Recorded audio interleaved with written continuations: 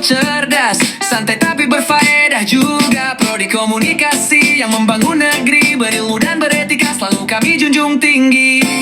Gak cuma teori tapi juga aksi, mari kita eksplorasi. Ini suara kampus, suara kita, podcast edukasi yang penuh cerita, ngomongin masa depan juga realita, dengan sopan santun gaya anak muda. Universitas Batu Raja, tempat kita bersuara, bareng prodi komunikasi kita bisa.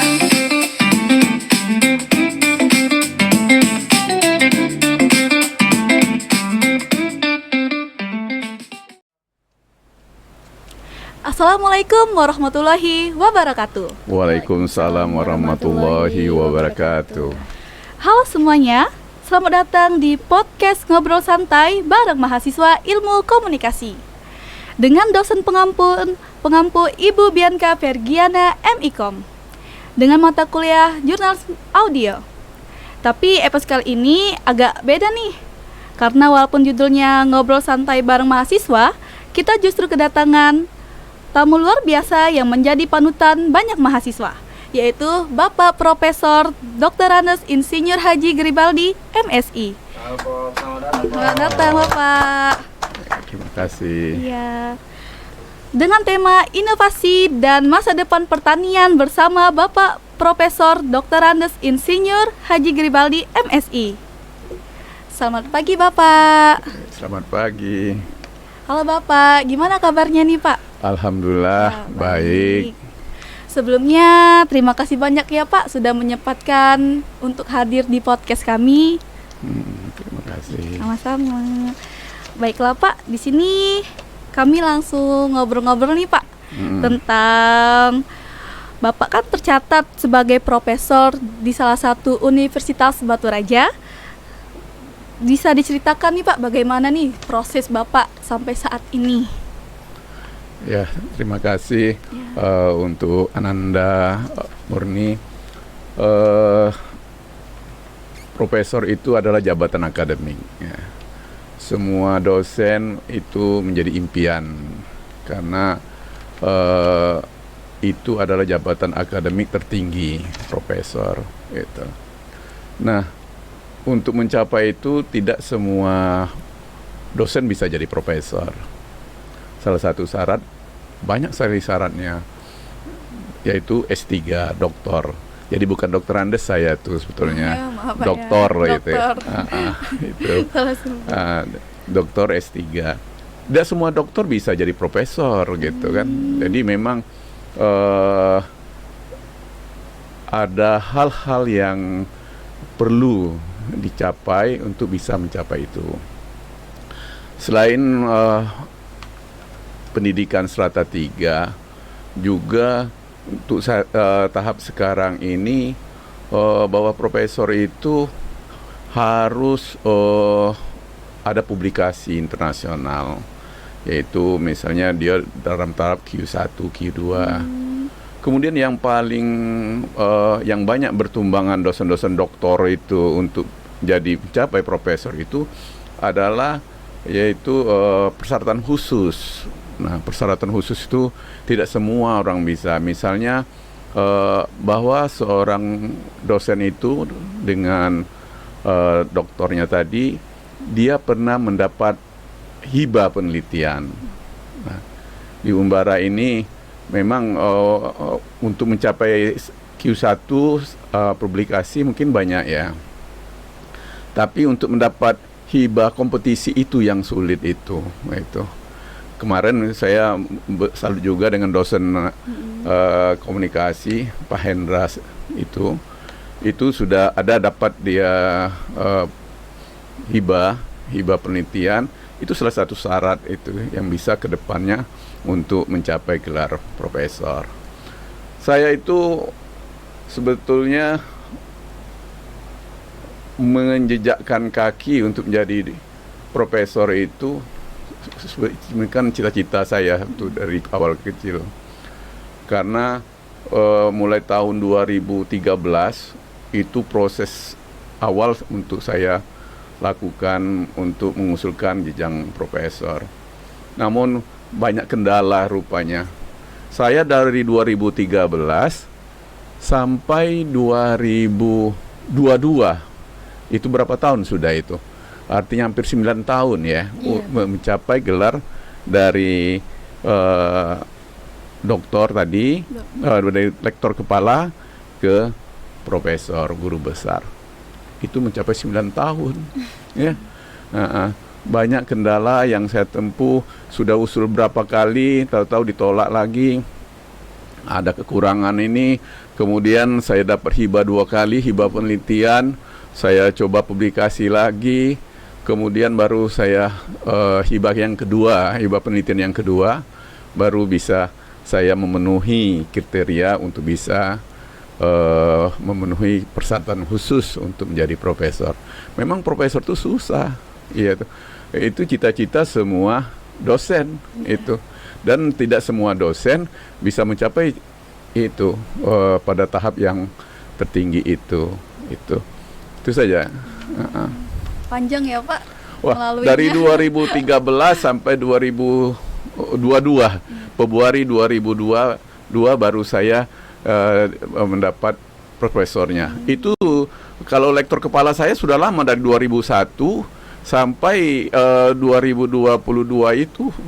Berapa tahun itu? 20 tahunan hampir kan itu kan? Itu 21 tahun saya di lektor kepala.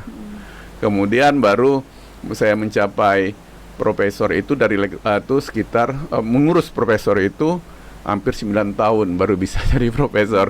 Makanya saya profesor sudah tua. Sebaiknya memang profesor tuh kalau bisa umur di bawah 50 dia akan lebih lebih kreatif. Kedepannya kalau saya nih sudah sampai di atas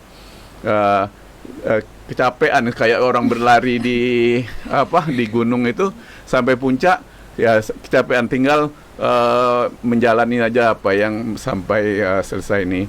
Namun demikian seorang profesor itu memang banyak dituntut dalam hal minimal, apalagi sekarang program Menristek Dikti ini, yaitu kampus berdampak. Jadi seorang dosen itu harus mempunyai dampak, jadi bergerak terus.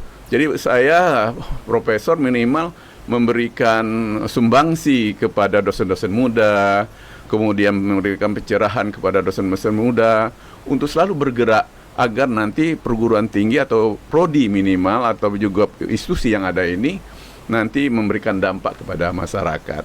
Itu saja.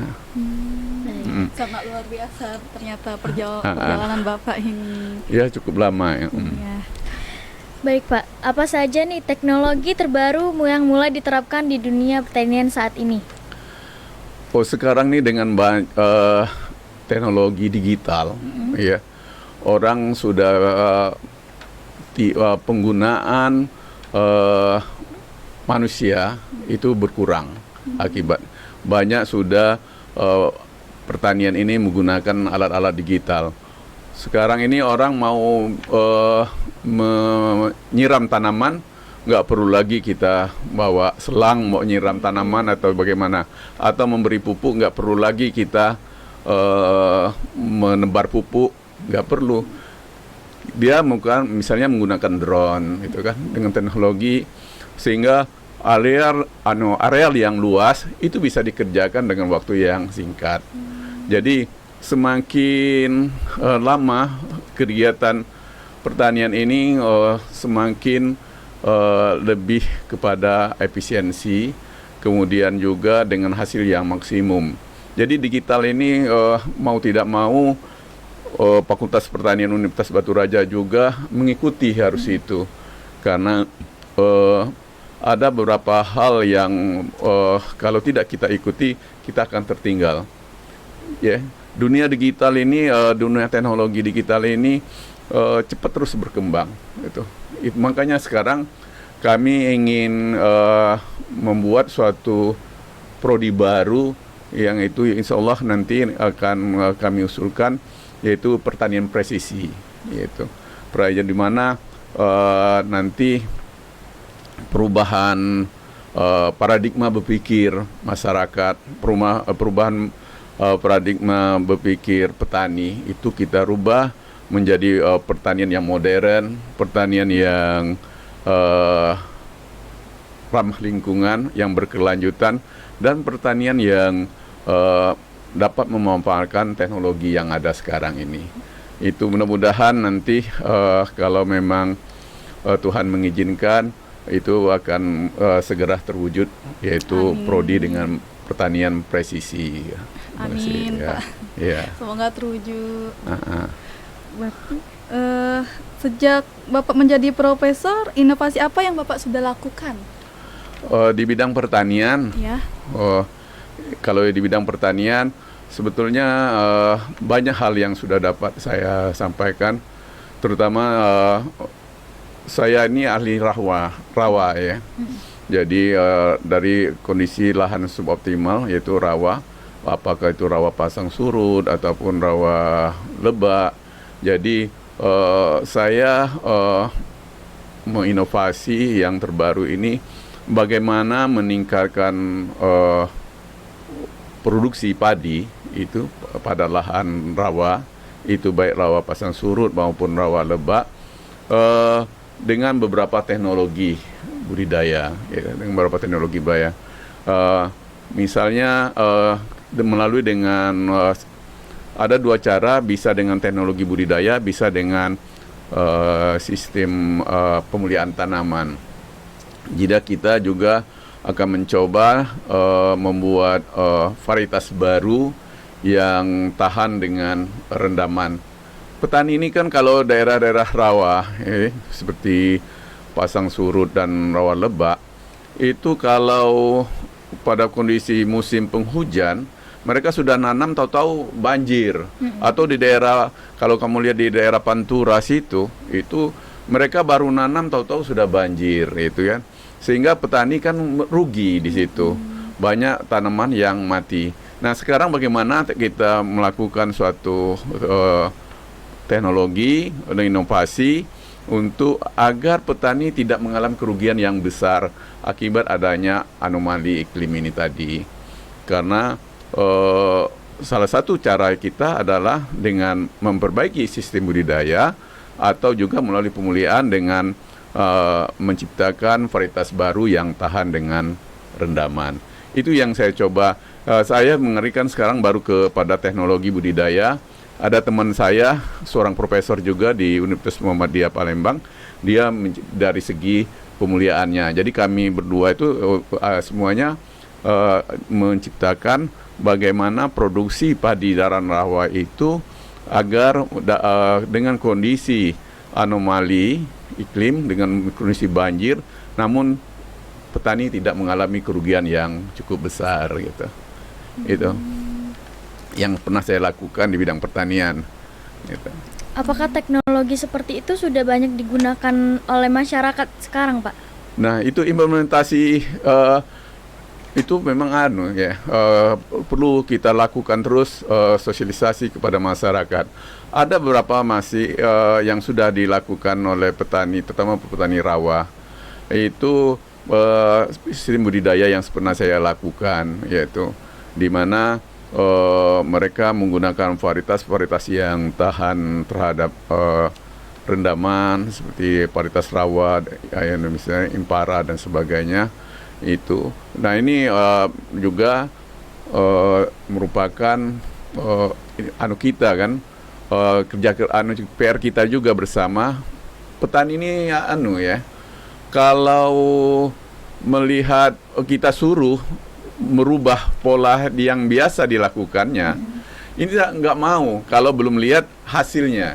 Maka sebetulnya perlu demplot untuk olahan agar petani melihat apa yang kita hasil inovasi kita itu kita terapkan, kemudian petani melihat oh ya betul ini dapat meningkatkan produksi, baru mereka mau ikut. Tetapi kalau kita ayo Pak, kita rubah varietas Bapak dengan ini, mereka nggak mau.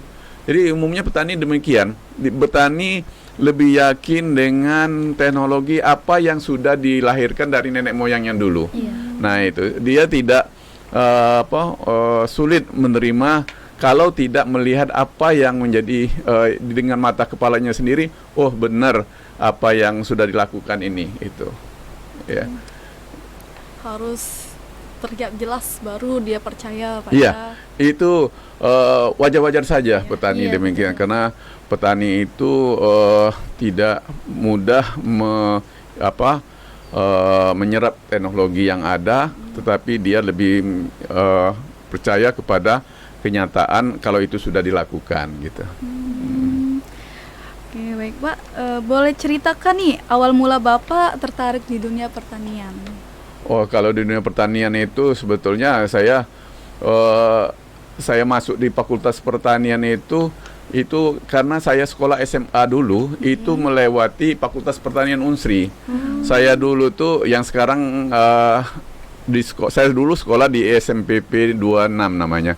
Sekolah Menengah Persiapan Pembangunan 26 yang sekarang SMA 10 Palembang. Palembang. Itu melewati terus kan ke ke Fakultas Pertanian. Jadi saya kapan lewat situ saya lihat mahasiswa yang di Fakultas Pertanian itu praktikum, kemudian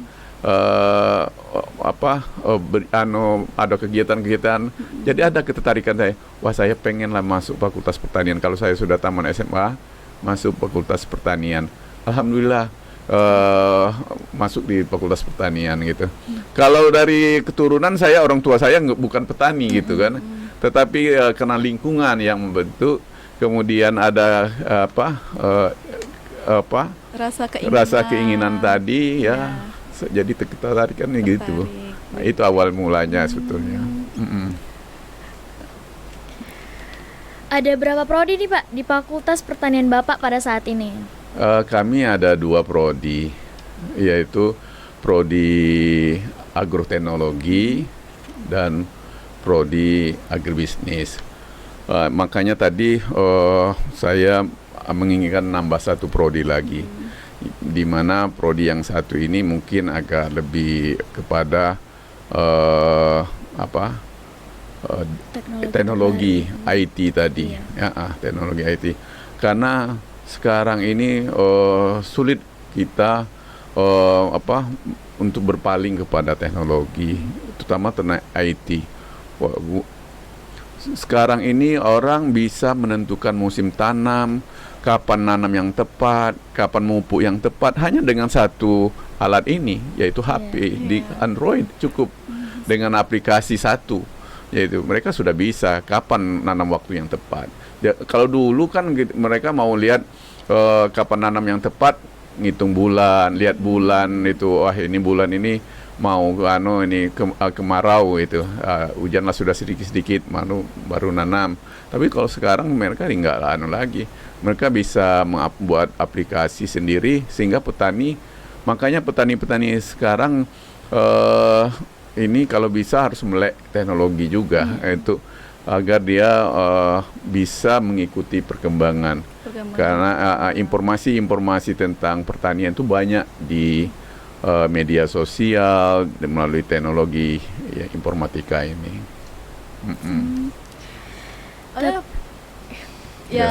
Ini Pak, kan di dunia pertanian pastinya kan ada dampak iklim, Pak. Dampak iklim terhadap produksi pertanian di Indonesia. Ya. Tanggapan Bapak itu bagaimana itu, Pak? Oh ya, tadi kan saya sudah sampaikan ada perubahan iklim, ya, anomali iklim itu ya. Ini memberikan dampak kepada pertanian, khususnya pertanian pangan yang lebih memberikan dampak ya. Misalnya kalau musim kemarau, kekeringan. Kemudian kalau musim penghujan, banjir. Sehingga kan produksi petani kan menurun. Produksi petani menurun.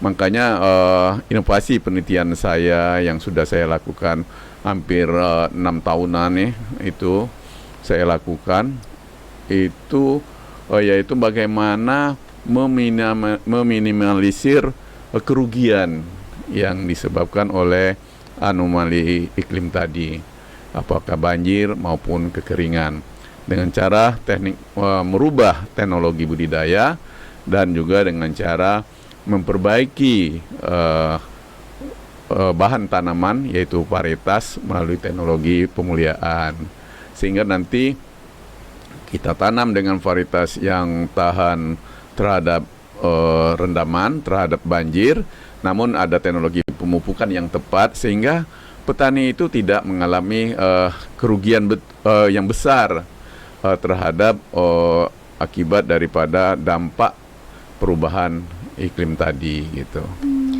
Keluarga saya ini banyak petani, Pak, sebenarnya. Iya. Iya, tapi makin tahun tambah tahun itu iklim itu tidak bisa kita prediksi sekarang. Betul. Kalau di zaman dulu itu ya, Pak, Iya. iklim itu bisa dilihat dari bulan. Bulan ini berberan kemana? itu mulai Iya. musim hujan ya gitu Musim ya. hujan. Tapi sekarang itu malah kok nggak sama ya. Jadi agak banyak perubahan di pertanian zaman sekarang ini ya, Pak. Makanya lebih menggunakan teknologi yang ada. Iya, betul. Itu perubahan itu sebetulnya terjadi karena adanya dampak juga oleh manusia sendiri, sehingga ada dampak efek rumah kaca, sehingga ini menimbulkan adanya perubahan iklim juga gitu ya.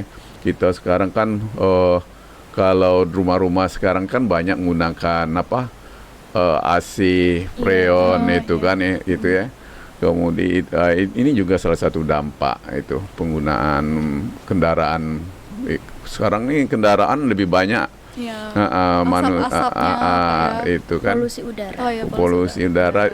Nah, ini juga akan memberikan dampak kepada lingkungan sehingga perambah-rambah hutan juga. Hutan sekarang banyak alih fungsi ya. Lahan sekarang lahan pertanian kan banyak dialih fungsi. Iya. Nah, ini juga menyebabkan adanya perubahan iklim, iklim tadi ya. Karena seperti misalnya lahan sawah ini sudah dirubah jadi perumahan banyak kan, sehingga yang tumbuhan hijau yang bisa menyegarkan udara nggak ada lagi, sedikit kan mulai berkurang itu. Nah itu. Jadi cuaca itu suka panas kalau nggak ada pohon-pohon, Pak ya. Iya, karena prinsipnya kan tanaman itu kalau dia itu mengambil CO2, dia mengambil CO2 dan mengeluarkan O2. O2 itu kalau kita manusia menggunakan perlu O2 kan? Iya, betul. Jadi segar, makanya kita kalau siang-siang hari di bawah pohon tuh segar kan? Sejuk. Karena tanaman mengeluarkan O2, dia ngambil CO2. Jadi kita lebih nyaman di bawah pohon kalau siang hari gitu. Kalau semakin banyak pohon kan semakin banyak O2 yang ada di alam ini. Kalau banyak, kita sehat, kita cuaca juga bagus itu. Tapi yang terjadi di negara kita saat ini, kita menebang pohon, tapi kita tidak menanam kembali. Itu yang menjadikan perubahan yang terjadi antara cuaca yang ada di Indonesia, terutama di negara kita, Pak. Iya, betul itu ada beberapa oknum, ada beberapa hal kasus yang seperti itu ya. Tapi tidak semuanya itu terjadi. Itu ada misalnya kalau pembukaan lahan-lahan hutan sekarang ini memang sudah ada aturannya, harus kalau satu nanam ditanam berapa pohon gitu. Begitu juga kalau Anda misalnya perusahaan-perusahaan yang membuka arealnya untuk usaha dia di lahan-lahan yang terutama hutan-hutan lindung, dia punya kompensasi, harus nanam kembali berapa hektar gitu. Itu sudah ada itu. Tetapi kalau untuk masyarakat umumnya ya, karena biasanya masyarakat yang nebang liar ini ya itu untuk makan nih sebetulnya dia tuh. Jadi untuk menanam kembali memang agak belum dilakukannya gitu. Untuk mendapatkan. Ya. Di fokus sendiri kita bicara skala kecil dulu ya. Kalau kita ngomongin fokus ya, kira-kira menurut pandangan Profesor, dari sektor pertanian itu, dari tanah mungkin, dari kontur tempat, daerah, apakah kita cocok dari, kan banyak nih beberapa lahan itu ditanamin sawit gitu kan, terus ada kopi. Nah, menurut pandangan Profesor, sebagusnya kopi ini jadi menanam apa cocoknya kira-kira? dari segi geografis. Ya. Jadi kalau kita menganalisa dari segi geografis maupun dari segi topografi yang ada itu ya, sebetulnya tanaman perkebunan memang masih cocok itu ya. Tetapi sawit ini perlu kita waspadai, mereka ini tanamannya yang rakus dengan air. Jadi kalau dulu pernah suatu perusahaan membuka lahan sawit di daerah Ulu sana ya, Semidang Aji ke sana itu memberikan dampak sebetulnya kepada debit air yang ada nanti sampai ke di sungai tadi yang sampai ke Batu Raja. Karena rakusnya tanaman itu dengan air, kalau musim kemarau kita nanti suatu waktu kita bisa lewat jalan kaki nyebrang ke Sungai Ogan. Karena air yang harusnya sampai ke sini debitnya itu karena sudah banyak yang terambil oleh tanaman. Makanya ada beberapa badan itu mempermasalahkan adanya perkebunan sawit di daerah Ulu situ ya, daerah Ulu situ. Karena dia khawatirkan nantinya air yang sampai ke sini tidak ada lagi gitu, karena dia ambil oleh sawit. Untuk tanaman-tanaman sebetulnya karet itu bisa sekarang kan dominasi karet dengan sawit oku ini. Nah, namun perlu kita sebaiknya sawit itu jangan di daerah Ulu, tetapi di daerah Ilir, yaitu di daerah peninjauan sebelah sana dan sebagainya, sehingga Batu Raja masih tersedia air. Tapi kalau sudah dari Ulu situ ada tanaman sawit, nggak sampai lagi nanti air sampai ke Ilir sini, sampai ke Batu Raja sini gitu.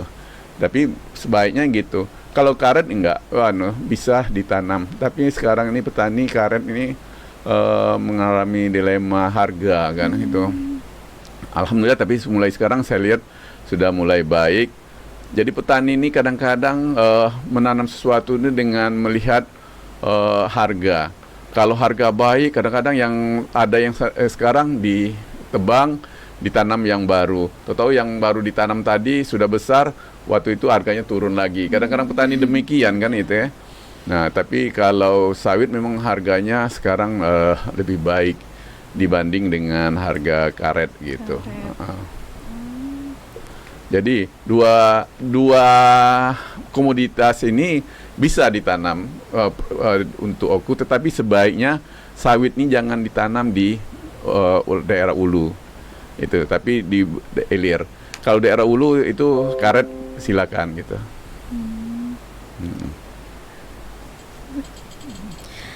Seberapa besar nih peran riset dalam kemajuan Fakultas Pertanian, Bapak? Riset ini tuntutan dari seorang dosen harus melakukan riset dalam rangka, karena kan tugas pokok dosen ini kan pendidikan, penelitian dan pengabdian. Nah, penelitian atau riset ini adalah tugas pokoknya. Dan untuk pertanian Unbara ini kita lebih banyak fokus kepada tanaman-tanaman yang memberikan yang banyak ditanam oleh petani seperti karet. Kalau sawit itu kita bagaimana pemanfaatan limbah sawit untuk jadi bahan bokasi dan sebagainya. Itu banyak penelitian-penelitian yang sudah dilakukan baik oleh dosen maupun oleh mahasiswa. Kemudian tanam-tanaman inovasi, tanaman sayuran juga menjadi titik fokus daripada riset yang dilakukan di Fakultas Pertanian gitu. Selain tanaman pokoknya gitu, tanaman komoditis yang banyak di oku ini, karet dengan sawit, juga mengarah kepada sebagian kepada tanaman sayuran.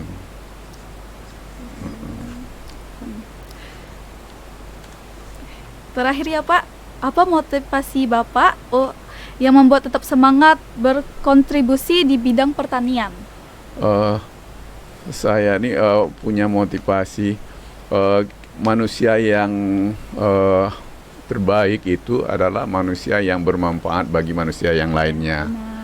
Ya, jadi dengan kepakaran saya di bidang pertanian, saya ingin apa yang saya ketahui itu dapat memberikan dampak kepada masyarakat petani. Saya berapa kelompok tani seperti di desa Tanjung Sari, di desa-desa yang punya kelompok tani, saya terjun untuk bagaimana membantu petani-petani dalam hal budidaya pertanian yang baik, jagung maupun tanaman yang lainnya melalui penyuluhan-penyuluhan. Jadi motivasi saya tadi bagaimana agar kita ini memberikan manfaat yang sebesar-besarnya bagi masyarakat itu. Baik. Bapak, fasilitas apa Pak yang ada di Fakultas Pertanian? Sekalian nih Pak untuk Bapak promosiin tentang pertanian. Ya. Terima kasih. Jadi pertanian ini perlu banyak memang fasilitas-fasilitas yang sudah kita tambahkan seperti laboratorium kultur jaringan. Kemudian juga ada laboratorium lainnya yang menunjang di bidang pertanian nih.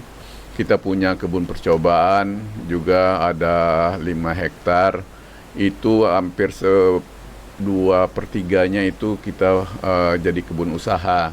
Usaha Fakultas Pertanian yaitu menanam kopi ya. Selain kebun percobaan ada kebun produksi namanya, itu nanam kopi dan sebagainya.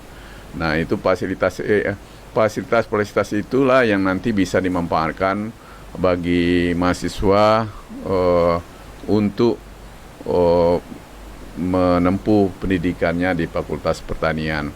Jadi sekarang ini sebetulnya jangan berpikir kalau masuk Fakultas Pertanian itu jadi petani. Banyak sekarang nih petani itu berdasi, banyak sekali itu petani berdasi. Sekarang ini juga pemerintah sudah ke situ, mengarah ke pertanian, apalagi dengan kabinetnya Prabowo ini, programnya Pak Prabowo. Ini ketahanan pangannya memang polisi sudah sekarang tentara sudah mengarah bagaimana meningkatkan produksi pangan, ikut serta di dalam situ. Nah sekarang ini banyak sekali penerimaan sarjana pertanian di bidang sarjana pertanian itu. Polisi menerima sarjana pertanian, kemudian tentara menerima sarjana pertanian. Itu jadi apalagi sekarang penyuluh di setiap desa perlu sarjana pertanian. Sebetulnya peluang pertanian ini sangat banyak itu ya. Kalau kita mau jadi pegawai, dan kalau kita mau mandiri, banyak yang bisa dilakukan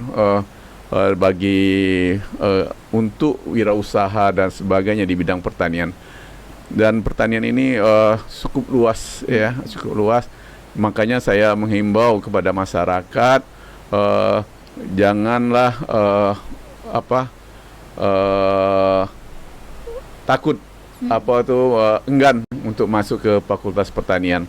Fakultas Pertanian ini akan memberikan dampak yang besar bagi kesejahteraan masyarakat, akan memberikan sumbangsi yang besar bagi masyarakat, karena pertanian tidak bisa lepas ya.